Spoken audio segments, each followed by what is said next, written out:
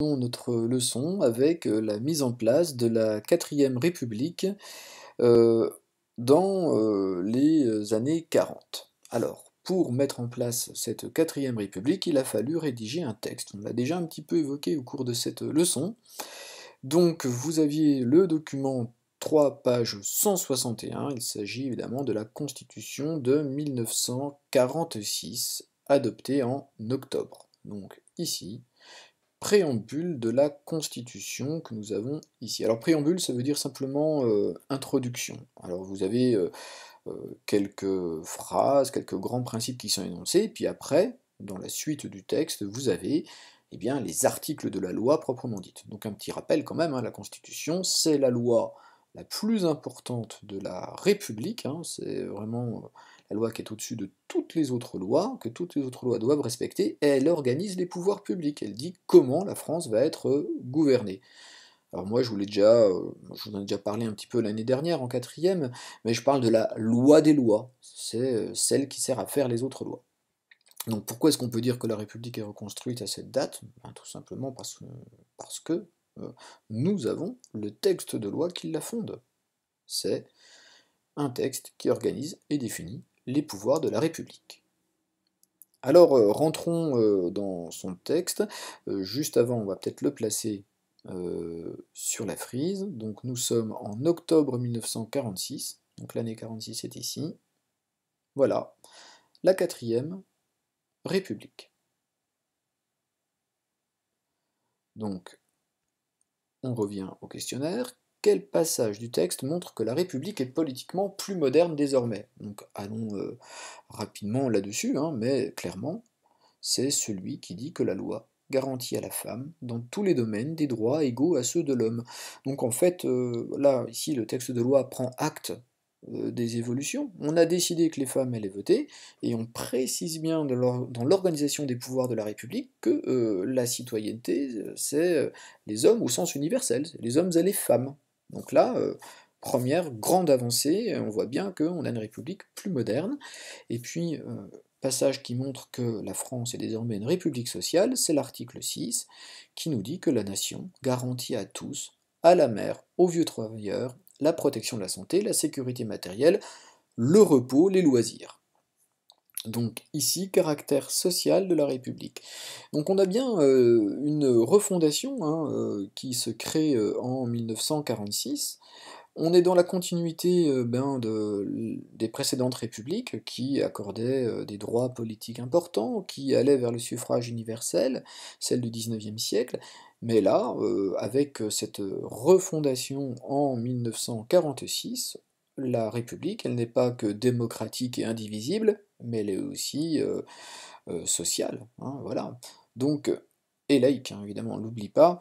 D'ailleurs, petit rappel, notre cinquième République, hein, elle le dit, hein, la France est une république indivisible, démocratique, laïque et sociale. Alors voilà, nous sommes arrivés au bout, hein, je voulais évoquer un petit peu cette constitution, mais quand même, il faut que je fasse une petite remarque à ce niveau-là. Parce que cette adoption de la constitution n'a pas été facile. Si on regarde bien, en mai 1946, les Français avaient rejeté un premier projet de constitution. Alors pour adopter une constitution, qui est la loi la plus importante, il n'y a pas 36 façons de faire, il faut faire voter les Français. On fait un référendum, tout le monde vient pour voter, et on vote oui ou non. Donc là, en gros, la loi elle est votée directement par les Français, pas par leurs représentants, par des députés par exemple. Donc il y a un premier projet de constitution qui a été rejeté, et parce qu'il déplaisait beaucoup, eh bien notamment aux gaullistes, c'est-à-dire aux partisans du général de Gaulle et au général de Gaulle lui-même. En octobre 1946, un deuxième projet est enfin adopté, mais pas très bien adopté. Alors regardez les résultats du référendum d'octobre 1946, il y a eu 53% de oui, donc il y a la majorité, certes, c'est pas une écrasante majorité, mais il y a eu 31% d'abstention. Donc elle a été finalement adoptée vraiment de grande justesse.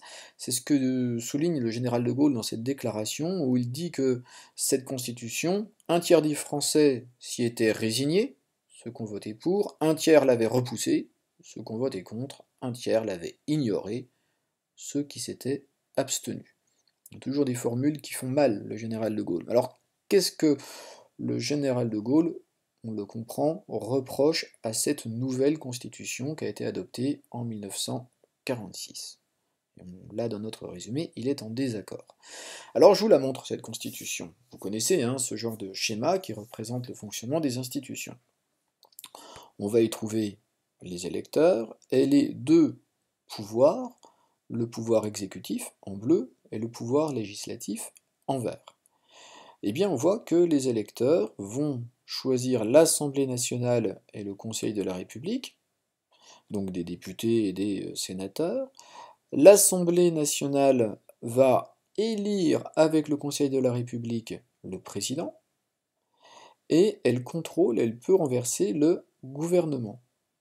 Il n'y a que l'Assemblée nationale qui est élue au suffrage universel, c'est elle qui a donc le plus de légitimité, c'est elle qui est la mieux élue, la mieux désignée de toutes les institutions, c'est celle qui a un lien direct avec les électeurs, les femmes et les hommes de plus de 21 ans, puisqu'elle est élue au suffrage universel direct.